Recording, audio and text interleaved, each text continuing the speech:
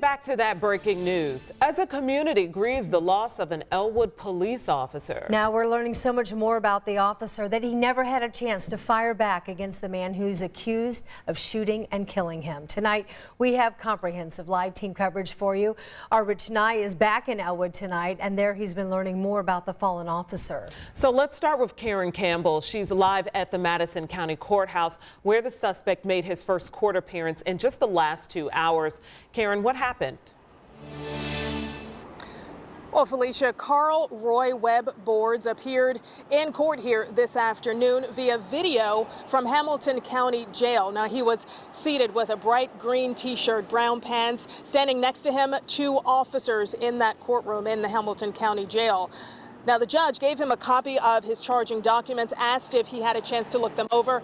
He said a little bit. So the judge went over those charging documents again and those 7 counts that he is being charged with.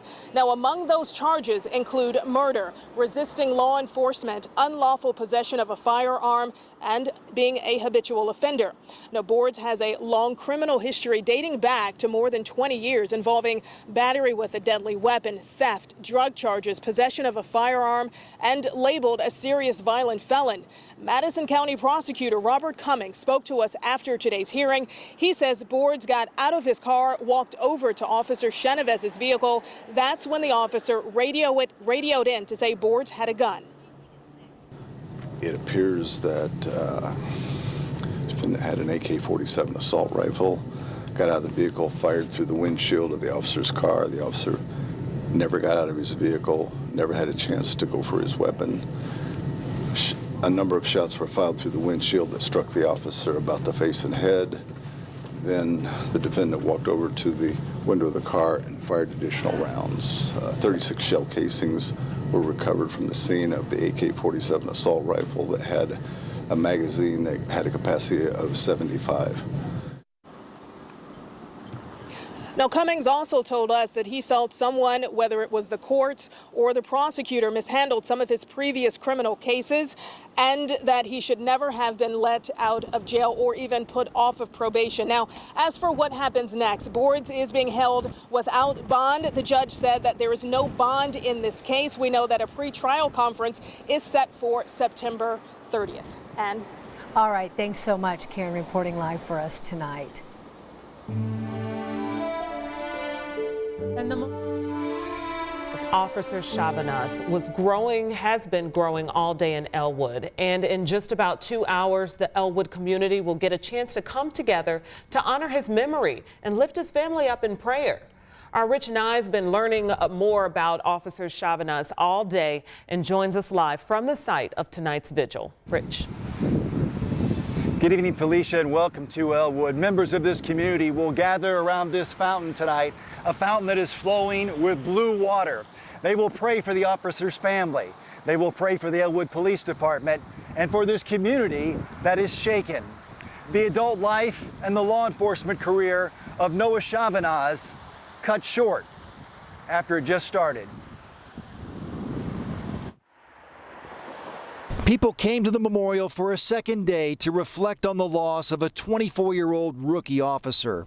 Keith Israel staked American flags around the police cruiser on behalf of the East Central Patriot Guard. We honor all veterans and first responders, with him being both.